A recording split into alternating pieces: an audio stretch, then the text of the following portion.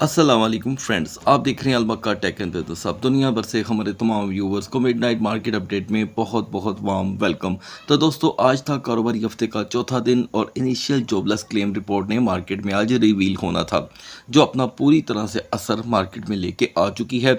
लेकिन मिडनाइट में ये जानना बहुत ही ज़्यादा ज़रूरी है दोस्तों कि यूएस और ईरान के दरमियान जो पीस टॉक है वो अपने आखिरी मरहले में पहुंच चुकी है। तकरीबन 15 मिनट पहले ये आर्टिकल मार्केट में आता है, इसको हम वेरीफाई करते हैं और अब आपके साथ शेयर करने जा रहे हैं। जैसे कि दोस्तों, मैं वक्त के साथ साथ हर लम्हे आपको अपडेट कर रहा हूँ कि यहाँ पर जो पीस टॉक है वो अपने आखिरी मरहले में एंटर हो रही थी, क्योंकि इस मामले में अब लास्ट स्टेज आ गई है और इसके ऊपर तेज़ी बहुत ज़्यादा देखने को मिल रही है। और वो फ़रीक़ैन जो इसके अंदर इन्वॉल्व थे वो चाहते हैं कि अब इसे आखिरी शक्ल दे के ख़त्म कर दिया जाए।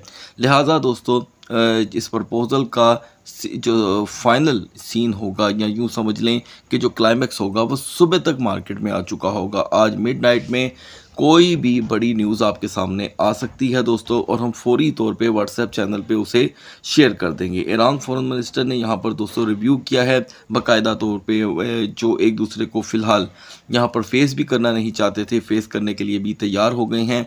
और दरमियान में कुछ ऐसी चीज़ें हैं जो अभी फ़िलहाल सामने नहीं आई, लेकिन सुनने में यही आ रहा है दोस्तों कि ये पॉजिटिविटी की तरफ जा रहे हैं।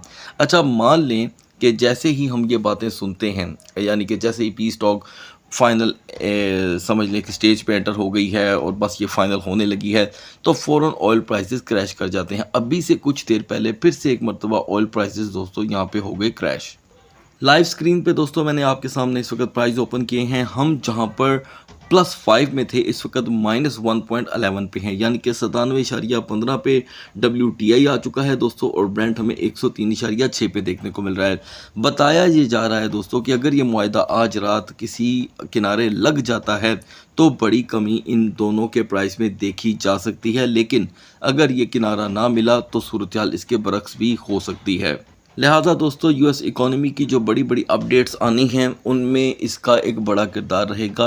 वो जो लोग इस वक्त कह रहे हैं कि हर सूरत रेट हाइक्स रखने चाहिए, अगर हाइक नहीं भी किए जाते तो इसका जिक्र ऑन रखें, ताकि साल 2026 के बाकी जितने भी महीने हैं लोग 7 महीने बैठकर सिर्फ अपना सर पकड़ के बैठे रहें और इस पैनिक के अंदर ही अपनी तजारत को यहाँ पर डिस्टर्ब रखें कि जी के रेट हाइक होंगे। ठीक है, जिस तरह सेम साल 2025 में हुआ था कि जनवरी से ही ये बातें शुरू हो गई थी कि रेट कट होंगे, और जाकर रेट कट हुए अगस्त सितंबर में छुट्टी, नवंबर और दिसंबर। तो ये सूरत हाल एक मरतबा अब साल 2025-26 में देखने को मिल सकती है। भूलिएगा मत, कल केवन वॉश ने अपनी सीट पे बैठना है, हल्फ बर्दारी है। वॉलेटिलिटी का सवाल पूछा गया था आज व्हाट्सएप चैनल पे, तो पोल में यहाँ पर सूरत हाल आपके सामने है, मैं चाहूँगा कि आप खुद जाकर देखें। अब ये दोस्तों आपके सामने है इनिशियल जॉबलेस क्लेम, जो पिछले हफ्ते के मुताबिक यहाँ पर कुछ बेहतर है, यानी कि प्रीवियस थी 2,12,000, फोरकास्ट थी 2,10,000 और एक्चुअल है 2,09,000। इसे बेटर और स्टडी माना जाता है, तो ये रिपोर्ट स्टडी रही, बड़ी बात है। वरना जिस तरह की इन्फ्लेशन से जुड़ी बातें आ रही हैं, इस खबर को नेगेटिविटी में यहाँ पर सोचा जा रहा था। लिहाजा इसने भी इंटरेस्ट रेट जो हाइक के बातें करने वाले थे उनको थोड़ी देर के लिए करवा दिया है चुप। ये चुप कितनी देर काम आती है दोस्तों, पर डे के हिसाब से हमें अपडेट मिलती रहेगी। तो दोस्तों, जैसे ही ये रिपोर्ट मार्केट में आई, मार्केट ने सबसे पहले जो अपना इम्पैक्ट शो किया वो वॉलेटिलिटी थी, लेकिन इंतहाई स्लो रफ्तार, यानी कि किस्तों किस्तों में मार्केट क्रैश हुई, किस्तों किस्तों में रिकवर और अब फिर क्रैश की जानिब, यानी कि ख़ास सिमत में मार्केट यहाँ पे हमें मुसलसल वर्क करती दिखाई दे रही है। तो याद रखिएगा दोस्तों कि इस वक्त जो बीटीसी को लेकर स्ट्रेटेजिक बातें हो रही हैं उसके ऊपर जो है मैं आपको बहुत जल्द अपडेट फराहम करूँगा, लेकिन फ़िलहाल के लिए यहाँ पर जो ETF वॉल्यूम है उसकी बैलेंस शीट हमें देखने को मिल रही है कि मार्केट ने उसको थोड़ा सा डाउन किया है, जिसके नतीजे में यहाँ पे डोमिनेंस में 0.10% की मज़ीद कमी हुई है। अगर हम टॉप ट्रेंडिंग की बात करें तो अभी भी हाइपर लिक्विड हमें देखने को मिलता है। याद रखिएगा कि हाइपर लिक्विड को आज हम डिस्कस करेंगे, लेकिन इसका मतलब ये ना होगा कि पंप होते हुए टोकन में हम सवार हो जाएं। ये सिर्फ एक एजुकेशनल मामला होगा। व्यूवर्स की डिमांड थी कि इसको डिस्कस किया जाए, तो लिहाजा आगे चल कर इसे डिस्कस करेंगे। तो दोस्तों आगाज़ करेंगे हम बीटीसी से। बीटीसी आज एक मर्तबा फिर से अपनी रेजिस्टेंस कायम नहीं रख सका और हमने फिर से 76,722 का लो देखा। आप बहुत अच्छे से जानते हैं कि 77,000 क्या 77,500 भी ब्रेक होते हुए फॉरेन मार्केट का जो नेगेटिव नैरेटिव होता है वो अलर्ट हो जाता है। तो हम जो सुबह अपने डिस्कशन के दरमियान 77,850 पे थे, उसमें तकरीबन 1000 की कमी देखी गई during the initial jobless claim, जिसका ये आप बाकायदा तौर पे बुलिश और बेरिश एक ही तरह की हैंगिंग मैन कैंडल देख रहे हैं। अब यहाँ से मार्केट थोड़ा सा रिवर्सल ले रही है, जिसका नतीजा और जिसका कनेक्शन मैंने स्टार्ट में आपको बता दिया है कि जी कहा यह जा रहा है कि ख़बरों के हिसाब से सुबह तक कोई ना कोई रिज़ल्ट हमारे सामने आ सकता है। वैसे ये बात इतनी दफ़ा मार्केट में हो चुकी है कि ज़हन इजाज़त नहीं देता, लेकिन आपने वो कहानी तो सुनी होगी, शेर आया और एक दिन शेर वाकई ही आ गया था। लिहाजा अभी हम यहाँ पर अभी भी देखते हैं कि 77,800 की रेजिस्टेंस ही यहाँ पर बीटीसी को सुबह के नैरेटिव में कन्वर्ट कर सकती है, वो भी पॉजिटिविटी में। यानी कि अब जो ब्रेक आएगी 3:15 बजे के बाद मार्केटें आपके सामने ओपन हो जाएंगी, तो हमें 78,500 से 78,800 की रेजिस्टेंस ही मज़ीद क्रैश से बचा सकती है। Than otherwise bearish momentum 77,500 break होते ही यहाँ पर स्टार्ट हो रही हैं। एक और चीज़ दोस्तों मैं आपको बता दूं, क्योंकि आजकल मसरूफियत की वजह से मैं बीटीसी की वीकली वीडियो अपलोड कर नहीं पा रहा, जिसमें आपको पूरे हफ्ते की मालूमात फराहम की जाती है। तो कोशिश होती है कि रोज़ाना की बुनियाद पे ही आपको फ़िलहाल जब तक वक्त नहीं मिलता मैं आपको अपडेट करता जाऊं।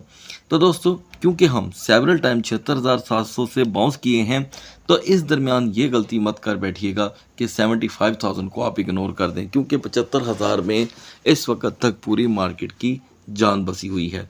और क्योंकि कल 22 मई है तो इस दिन को इग्नोर नहीं किया जा सकता।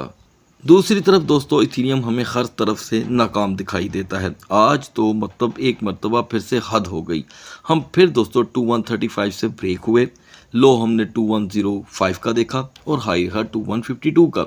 अब आप मुझे बताएं कि जब हम आपके साथ इसके बारे में पूरी डिस्कशन कर रहे थे तो आपने क्या सुबह की वीडियो देखी जिसमें ये सब चीज़ें आपको कैंडल चार्ट स्टडी के थ्रू बताई गई थी। लिहाजा सूरत अभी भी सेम है। 2140 से लेकर 2125 के दरमियान ओवरस्टे हमें दोबारा 2105 की तरफ पुश कर सकता है और इस मार्केट की यूनिवर्सल सपोर्ट बिल्कुल आपके यहाँ पर कैंडल चार्ट पे दिखाई दे रही है जो 2050 की है। अब रही बात अपर लेवल की दोस्तों, तो इथीरियम अपनी अपर रेजिस्टेंस मनवाने में कई बार नाकाम हो चुका है। अब जिस नाकामी में ना तो यहाँ पे कोई अपर ट्रेंड बन रहा है ना यहाँ पे कोई क्रैशिंग मोमेंटम, तो ये जो आप बुलिश इंगल्फिंग कैंडल देख रहे हैं ये हमें तकरीबन पिछले 9 से 12 दिनों की सूरत हाल को सामने रखें तो ये हमें जंबल कर रही है। लिहाजा ओवरस्टे ऑन देयर इथीरियम को लेकर सूरत हाल जो है वो पैनिक की तरफ बढ़ रही है, वॉल्यूम ना होने के बराबर है। और अगर मार्केट में कोई बड़ी सिचुएशन बन भी जाती है तो मार्केट को 2175 से लेकर 2185 तक की रेजिस्टेंस पे कम से कम 2 घंटे की मज़ीद स्टे मोमेंटम चाहिए होगा, जिससे इथीरियम कुछ नया हमारे लिए लेकर के आ सकता है। तो दोस्तों अब बढ़ते हैं आल्ट कॉइन्स की तरफ। जब आल्ट कॉइन्स की बारी आती है दोस्तों तो सबसे पहले बीएनबी को हम यहाँ पे डिस्कस करते हैं। तो लिहाजा बीएनबी ने 650 जैसी हर्डल को यहाँ पे अबूर किया है, लेकिन एतमाद की इंतहाई कमी। उसकी वजह क्योंकि इस बीच फिर से बीएनबी ने 645 का लो शो भी किया, यानी कि 650 को उसने ब्रेक करते हुए 1 मिनट का लिहाज नहीं किया। तो इसका मतलब ये हुआ दोस्तों कि प्रेशर जोन अभी भी वहीं की वहीं है।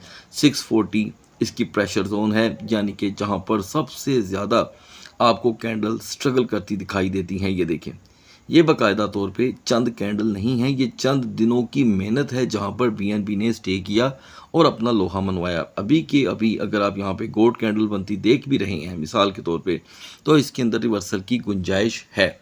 ओवर 660 अगर मिसाल के तौर पे यहाँ पर फिर से आपको जो कि ऑयल प्राइसेस हैं वो थोड़े से मूव करते हुए दिखाई देते हैं, तो यहाँ पर इसमें नॉर्मल रिवर्सल आपके सामने आएगा। और इसमें अगर कोई बीच में हर्डल है तो वो 650, जिसकी अहमियत पहले जैसी नहीं रही।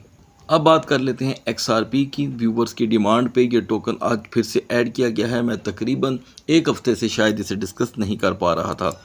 उसकी वजह यह है दोस्तों कि इसकी मालूमात आपको कंप्लीट फ्राहम कर दी गई थी, लिहाजा आपने देखा कि इसने सेवरल टाइम 1 1.33, 1.35 का लो दिया।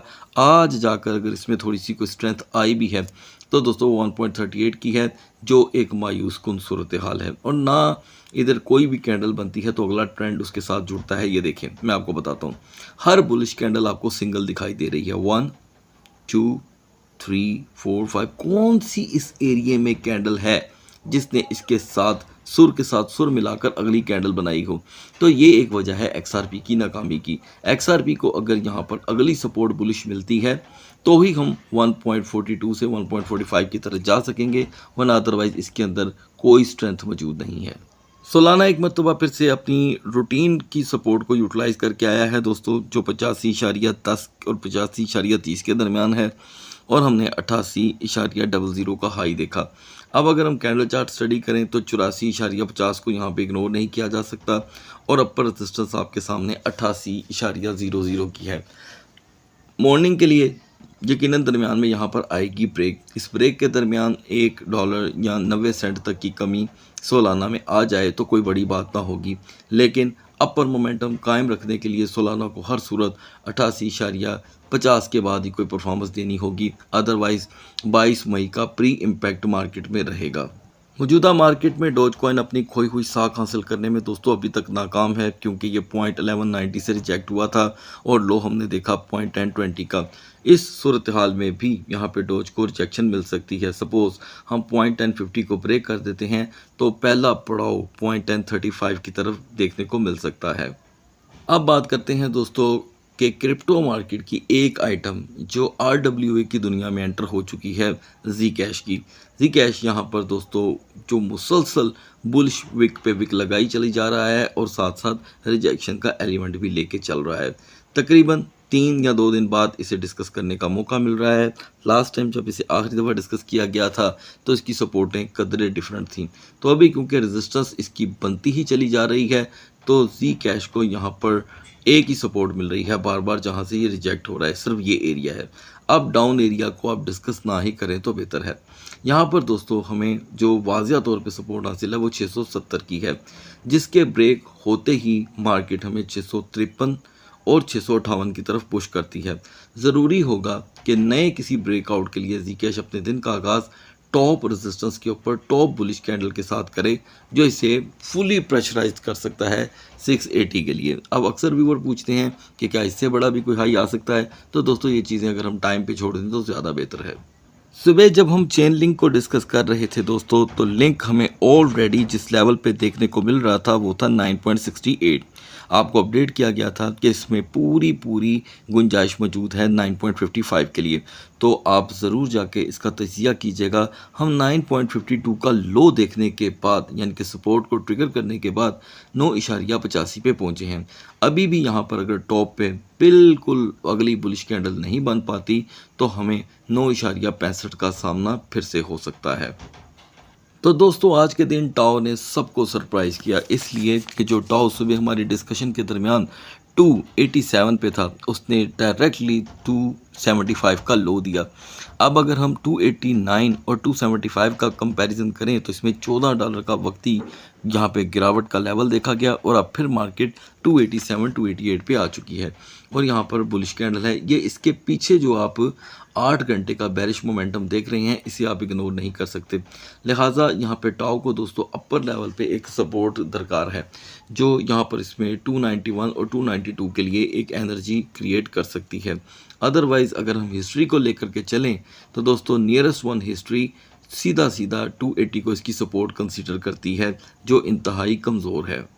लास्ट में हम बात करेंगे दोस्तों XAUT के बारे में, जिसने आज हद कर दी मार्केट में, यानी कि 4500 के लेवल की धज्जियाँ उड़ गई फिर से।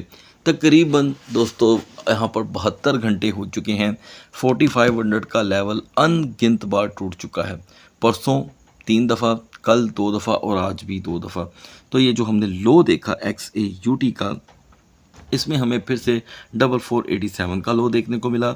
हाई हमने देखा 4550 का, और अब मार्केट फिर से 4535 की तरफ आ रही है। तो दोस्तों ये वो टोकन है जो बराह रास्त इस वक्त गल्फ़ टेंशन के साथ जुड़ा हुआ है, और जैसे ही लोग क्योंकि तजारतें जब देखते हैं तो वो तजारती ख़बरों पे भी नज़र रखते हैं।